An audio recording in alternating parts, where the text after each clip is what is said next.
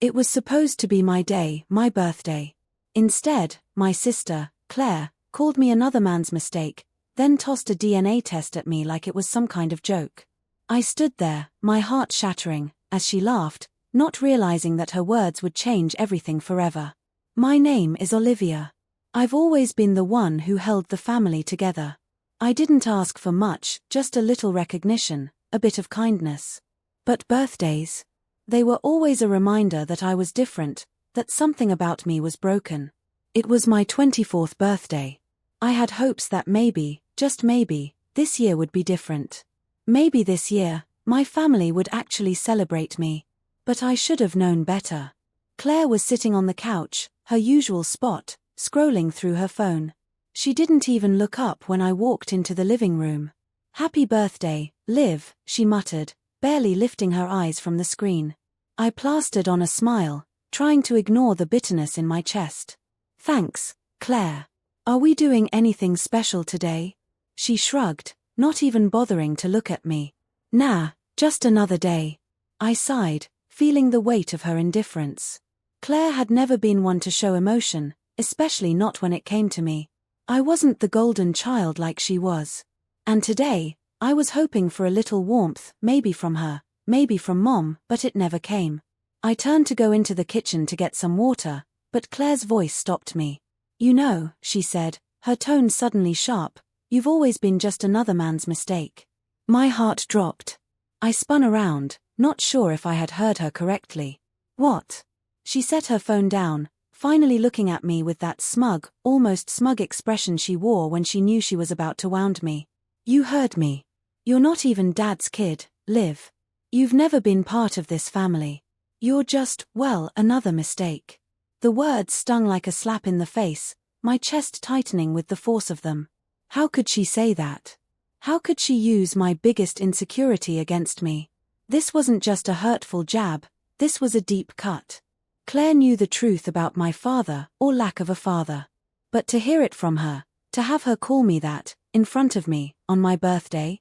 I don't even know what to say, I whispered, the pain rising in my throat. "Oh, come on, Liv. It's the truth," Claire shrugged. "It's not like Mom has ever even bothered to tell you who your real dad is. And you know it. You've always been just a placeholder, an afterthought." I felt the tears well up, but I held them back. I wasn't going to cry over her cruelty. Not today. I turned to leave the room, but Claire's voice followed me. "You should just get over it, Liv. You'll never be part of this family. You'll always be the mistake." I wanted to scream. I wanted to fight back. But instead, I just left, walking to the door, the sting of her words still ringing in my ears. As I reached the door, Claire called out again. "Oh, by the way, Mom left something for you." I turned slowly, a sinking feeling in my gut. "What?" She tossed a small envelope onto the table.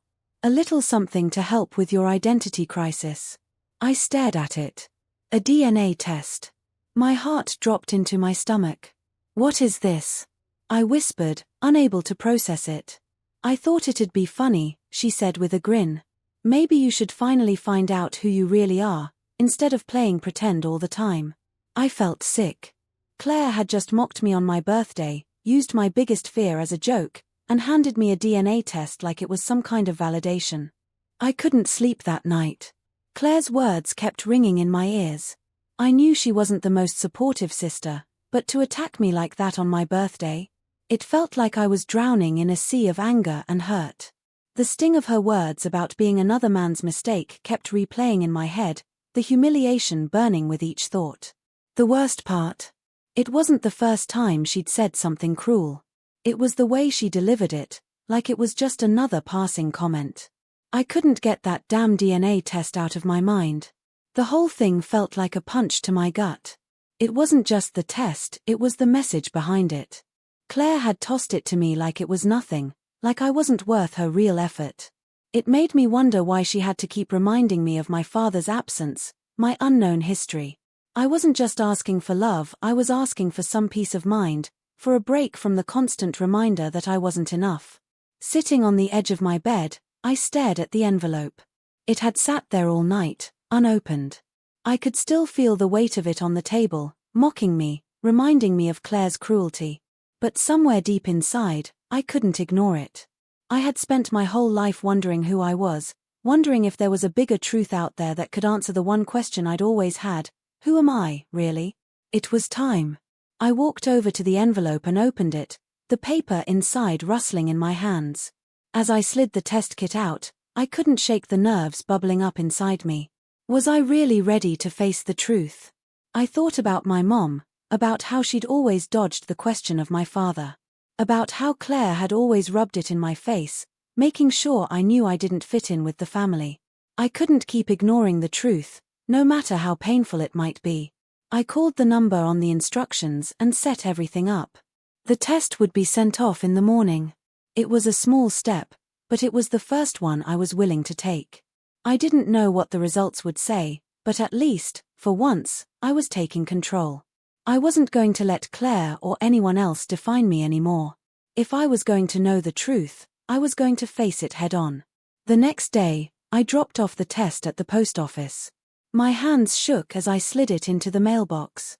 I felt like a piece of me was being sent away to be judged. But I also knew that once it was done, once I had that answer, I could finally move on. No more wondering. No more feeling like I was missing something. As I walked away from the post office, I took a deep breath.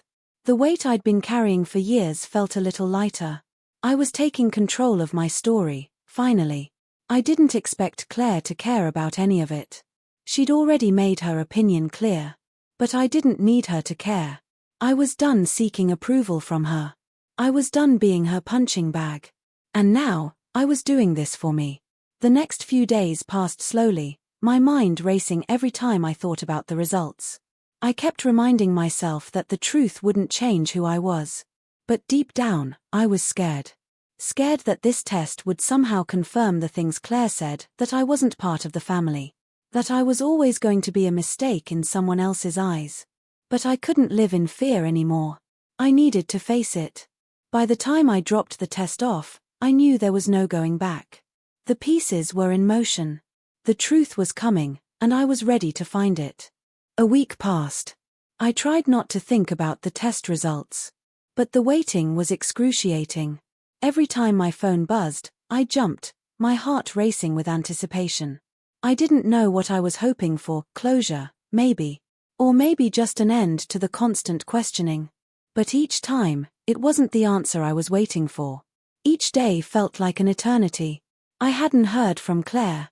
To be honest, I didn't want to. After the things she'd said, I wasn't sure I could even look her in the eye again without feeling the heat of shame she had left behind. I hadn't even seen her much around the house. She stayed in her room, and I kept to mine. The house felt different, empty. Not because Claire wasn't there, but because it was as if the weight of everything we had never addressed hung over us, suffocating the air.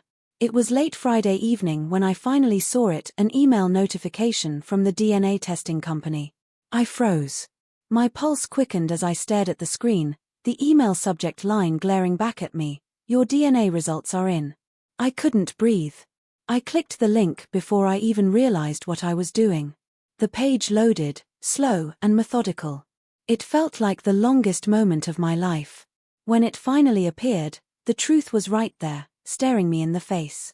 I scrolled down, and my stomach churned as I read the results. My heart hammered in my chest, my hands trembling. For a second, I couldn't process it. My eyes kept scanning the words, searching for something, anything, that would make sense of it. But the truth was clear, and it hit me like a punch to the gut. I wasn't just another man's mistake. I wasn't the daughter of the man I had grown up thinking I was. I sat there in stunned silence, the weight of the truth crashing down on me. So much for wanting to know. I thought it would bring clarity, but instead, it made everything worse. I wasn't prepared for this.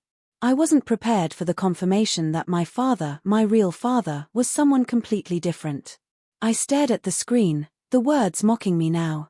Was I even who I thought I was? I didn't even realize I was crying until the tears blurred my vision. For a moment, I just sat there, my chest tightening with grief and confusion. I had wanted this. I had pushed myself to find out the truth, but now I regretted it. How could I ever go back to my life knowing that the man I'd spent years blaming for my pain wasn't even the one I should have been angry at? I felt lost.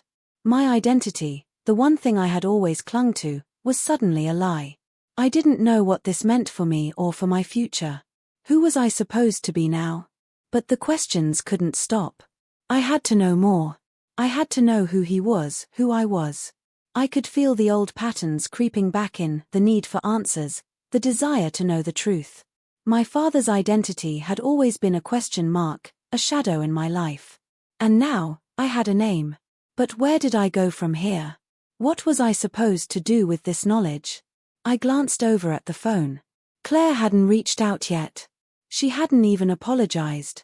Was she really going to let me deal with this alone? I picked up my phone and dialed the number listed on the results page, hoping for some clarity. I needed answers. I needed something to hold on to. The voice on the other end answered after a few rings. Hello, this is Sarah from the testing company. How can I assist you? I took a deep breath, trying to steady my shaking hands. I just got my results, and I don't know what to make of them. Could you tell me what exactly is causing confusion? Sarah asked, her tone kind and patient. I found out that my biological father isn't who I thought he was. And now I have a name, but it feels like I've lost everything else. My voice broke, the weight of my emotions rushing to the surface. She paused for a moment before responding. It's normal to feel overwhelmed, especially when a new truth comes to light. If you'd like, we can discuss the results in more detail, or I can guide you through what these new revelations might mean. I nodded to myself, even though I knew she couldn't see me. Please, I whispered, my voice trembling. I need to understand this. For the next half hour, Sarah patiently walked me through the information in my test results. But no matter how much she explained, it didn't make the truth any easier to bear. I was still Olivia, but I wasn't the Olivia I thought I was. And that hurt more than I could have imagined. When I finally ended the call, I felt numb. The emotional weight of what I'd just learned sank into my bones. But for the first time in what felt like forever, I felt a strange sense of resolve. The truth was out there, and now, I had to figure out how to make peace with it. I wasn't done yet. I was just beginning to understand who I could become now that I wasn't defined by a name on a piece of paper or the cruelty of a sister who didn't understand me. And as much as I wanted to curl up and shut out the world, I couldn't. I had to face the future, face this new reality, because that was the only way I was ever going to be free. The days after receiving the DNA results felt like I was walking through a fog. I had the answers, yes. But what did they mean? What was I supposed to do with this new identity that had been thrust upon me? I kept replaying Claire's words over and over in my head, another man's mistake. She had been cruel, but there was some truth to the way she saw me. I wasn't the person I thought I was. Not anymore. But I was done with Claire's poison, done with letting her manipulate me. I wasn't going to let her define who I was. I wasn't going to let her claim my worth any longer.